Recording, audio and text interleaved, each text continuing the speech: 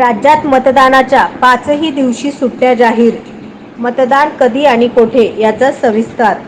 राज्यात 5 टप्प्यात होणाऱ्या लोकसभा निवडणुकीत कामगार, अधिकारी व कर्मचाऱ्यांना मतदानाचा हक्क बजावण्यासाठी 19 एप्रिल, 26 एप्रिल, 7 मे, 13 मे, 20 मे 2024 या मतदानाच्या दिवशी 1 दिवसाची पगारी सुट्टी मिळणार आहे.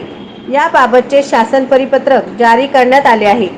या आदेशानुसार निवडणूक होणाऱ्या मतदान क्षेत्रात मतदार असलेले कामगार, अधिकारी, कर्मचारी यांना मग ते कामानिमित्त निवडणूक होणाऱ्या क्षेत्राबाहेर कार्यरत असले तरीही त्यांना निवडणुकीच्या दिवशी मतदानाचा हक्क बजावण्यासाठी पगारी सुट्टी देण्यात येणार आहे.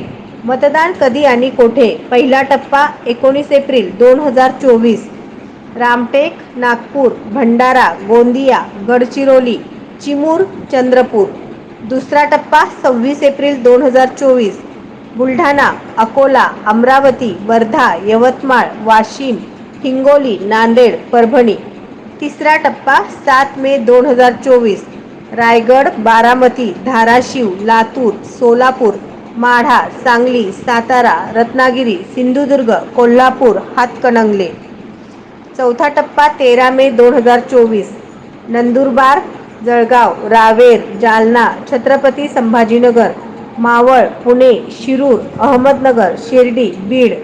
पाचवा टप्पा 20 मे 2024 धुळे, दिंडोरी मतदारसंघ असे निवडणूक होणार आहेत.